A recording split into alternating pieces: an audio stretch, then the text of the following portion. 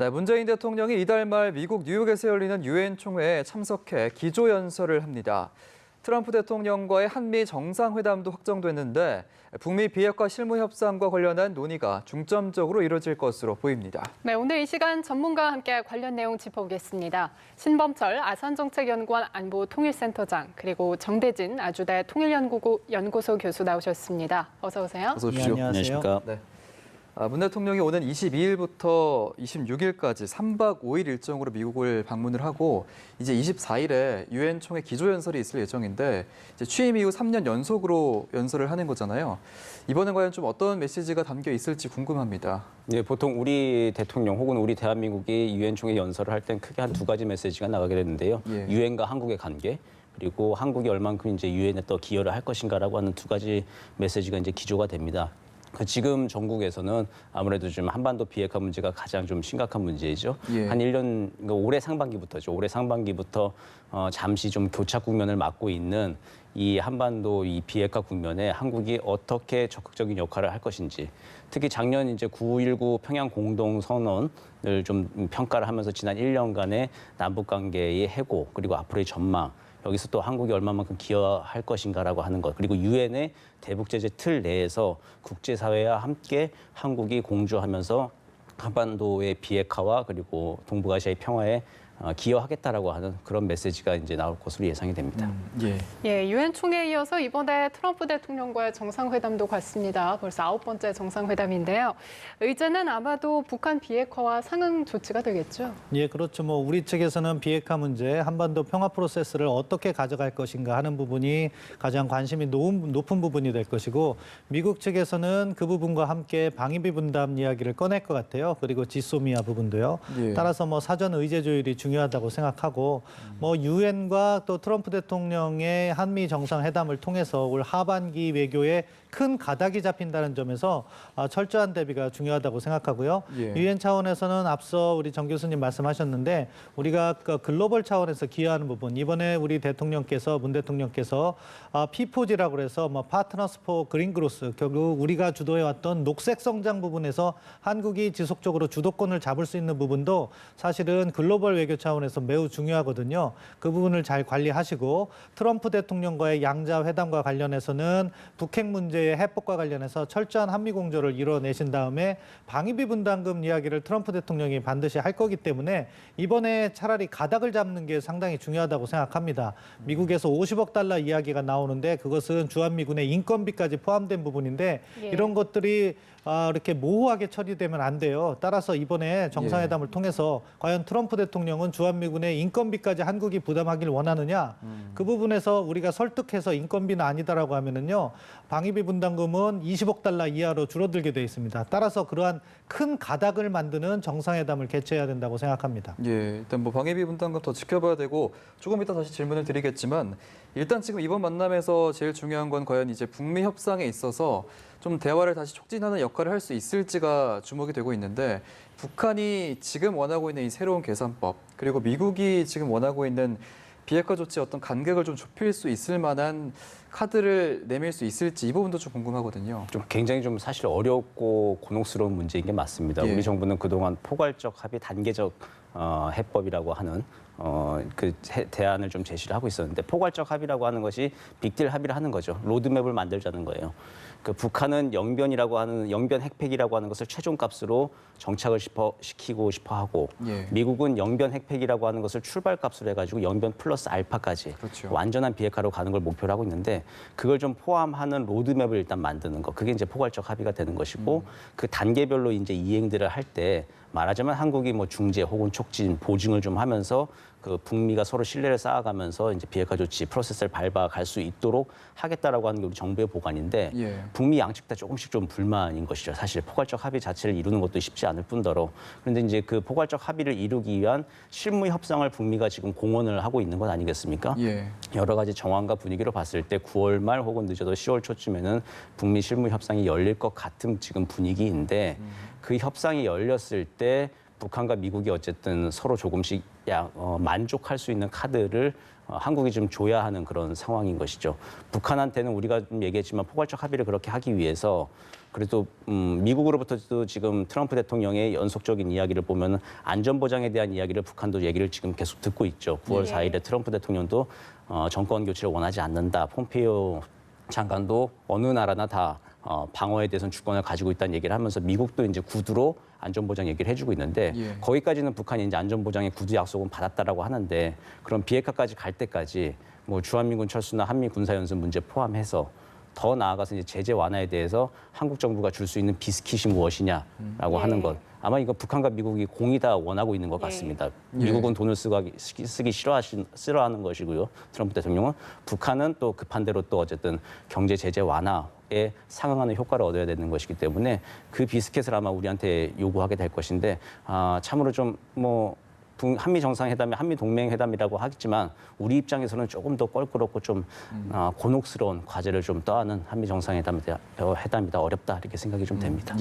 북미 실무 협상에 대한 이야기는 잠시 후에 또 할 텐데요. 앞서서 이제 조금 전에 언급을 해주셨었지만 이제 트럼프 대통령이 방위비 분담금과 관련해서 미국을 가장 이용하는 게 동맹이다라고 주장을 하기도 했습니다. 그렇다면 이제 이번 한미 정상회담에서 아무래도 이 부분에 대해서 직접 트럼프 대통령이 언급을 할 거라고 예상을 하시는 거죠? 뭐 매번 정상회담마다 그 뒤에 들리는 소리를 들어보면은 트럼프 대통령은 항상 방위비 분담, 통상 문제, 자신들의 경제적 이익을 우선시해왔기 때문에 이번에 정상회담도 마찬가지로 방위비 분담과 관련해서 강도 높은 이야기가 나올 거라고 생각합니다.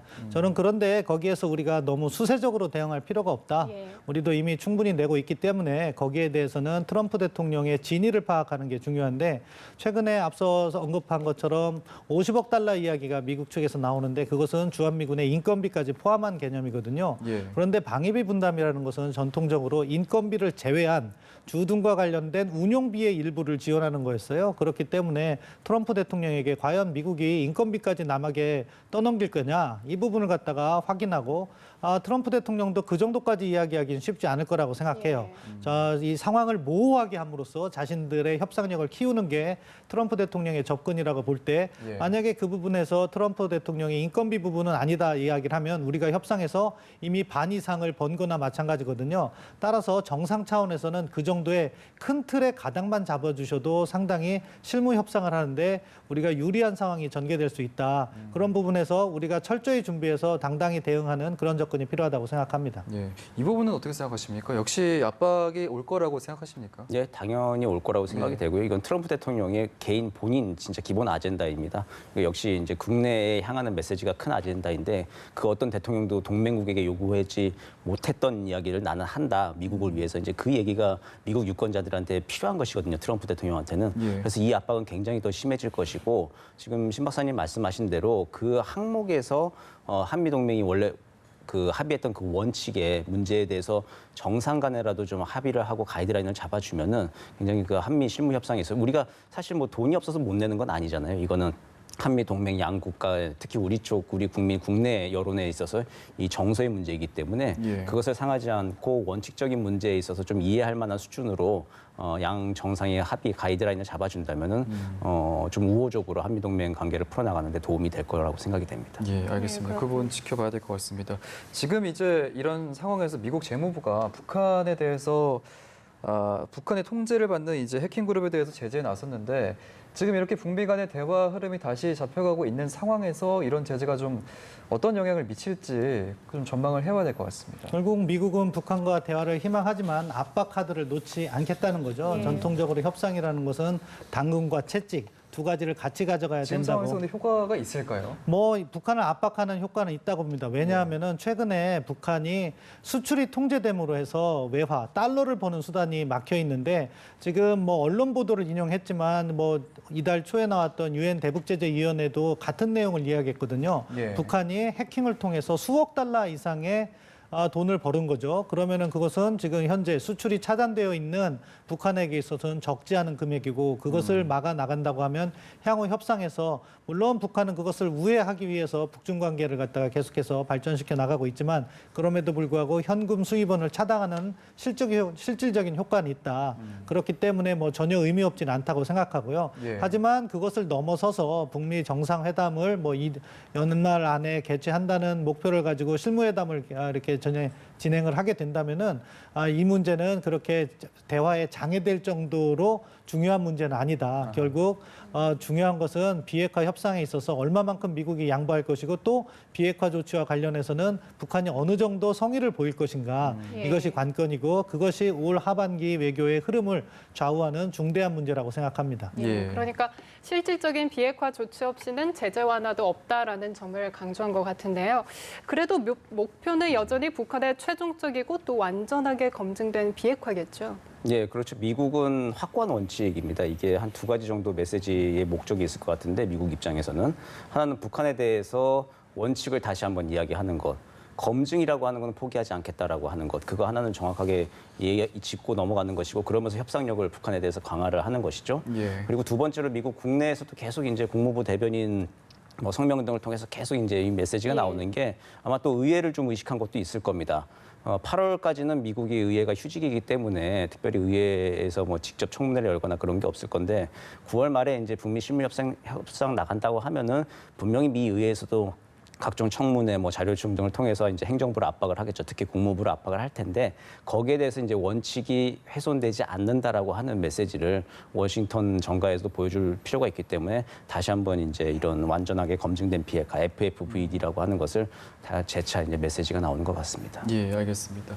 이 북미 관계에 끼칠 영향에 대해서 얘기를 해보고 있는데 가장 큰 변화라고 해야 될까요? 변화가 일어났다면 이제 존 볼턴 안보보좌관이 경질된 건데 이 부분은 어떻게 보십니까? 예, 뭐 북미 협상에 영향을 미칠 거라고 생각합니다. 예. 아무래도 미국 행정부 내에서 북한 문제와 관련해서 가장 강경한 입장을 취하고 있던 것이 존 볼턴 전 국가안보보좌관이기 때문에 향후 협상에 세세적인 안들이 이제 등장했을 경우 그것에 대한 미국 나름대로의 기회 요인과 위험 요인을 갖다가 분석을 하게 될 때 예. 강경한 목소리가 반영될 가능성이 줄어든 거죠. 물론 폼페이오 국무장관도 지난번 하노이 정상회담에서 나름대로의 역할을 했다고 전해지기 때문에 존 볼턴 보좌관이 없어졌다고 해서 미국 행정부가 자연히 뭐 북한과의 대화 유연한 쪽으로만 간다 이렇게 전망하는 것도 좀 이릅니다. 그럼에도 불구하고 사안이 이제 여러 가지 시나리오들이 함께 검토될 텐데 그 과정에서 볼턴의 목소리가 사라진다는 것은 미국의 입장이 조금이나마 유연해질 가능성이 있다는 것을 시사하기 때문에 그 부분도 잘 관찰해야 된다고 생각합니다. 예. 그러니까 협상을 이른바 빅딜 방식으로 하지 않겠다는 미국의 메시지가 조금 포함되어 있다 이렇게 해석할 수 있을까요? 그렇죠. 이제 사실 이 북핵 협상을 놓고 보면 북한이 과거 원했던 스몰 딜, 단계적 비핵화인 거죠. 그리고 미국이 이야기했던 빅딜, 포괄적 합의를 먼저 하자는 건데 지금 미국의 입장이 그 부분과 관련해서는 북한 쪽으로 옮겨가고 있어요.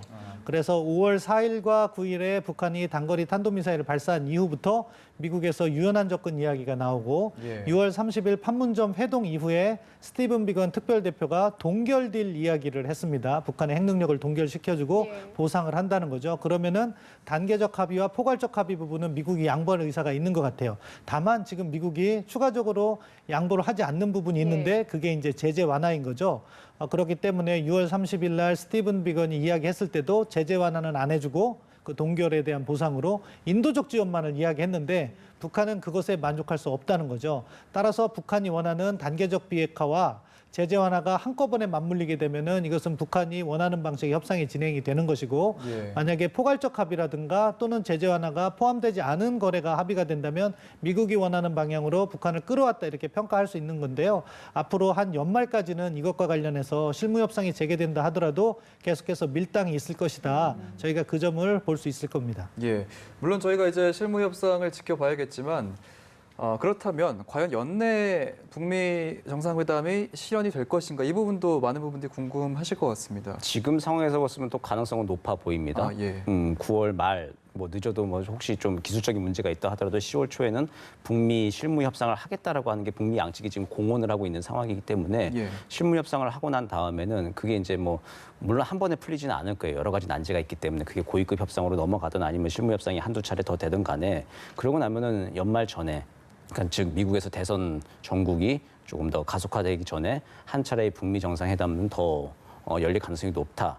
그리고 또 대선 가도가 이제 본격화될 때 예. 트럼프 대통령이 국내 정치적 입장에서 봤을 때도 한번 또 축포를 쏴줄 필요가 있는 것이죠. 자신의 이제 대선 가도에 그 어떤 대통령도 하지 못했던 일을 내가 하고 있다는 것을 선언하면서 국내 선거 캠페인을 시작하고 싶을 건데 거기에 가기 위한 지금 수순을 좀 밟고 있는 것이고 그렇기 때문에 볼턴 보좌관도 자꾸 이란이나 북한이나 베네수엘라에서 자꾸 이제 문제가 좀 불거지고 정리가 안 되고 있는 상황을 지금 조속히 좀 정리를 하려고 하는 차원에서 볼턴 보좌관도 좀 정리가 된 것 같습니다. 예. 이제 그렇기 때문에 트럼프 대통령의 시간표 그리고 김정은 위원장의 시간표로 봤을 때 연말까지가 어쨌든 시한으로 제시를 했잖아요. 예. 김정은 위원장도 이걸 사실 넘기는 게 부담스러울 겁니다. 이걸 넘기고 나면 다시 돌아가기 위한 명분들을 찾아야 되는데 그게 쉽지만은 않습니다. 그렇기 때문에 연말 전에 아마 북미 정상회담도 구체화되고 아마 열리지 않을까 그런 가능성이 높아 보입니다. 예, 예, 알겠습니다. 계속해서 상황을 지켜봐야 할 것 같습니다. 지금까지 신범철 아산정책연구원 안보통일센터장 그리고 정대진 아주대 통일연구소 교수와 함께했습니다. 두 분 고맙습니다. 고맙습니다.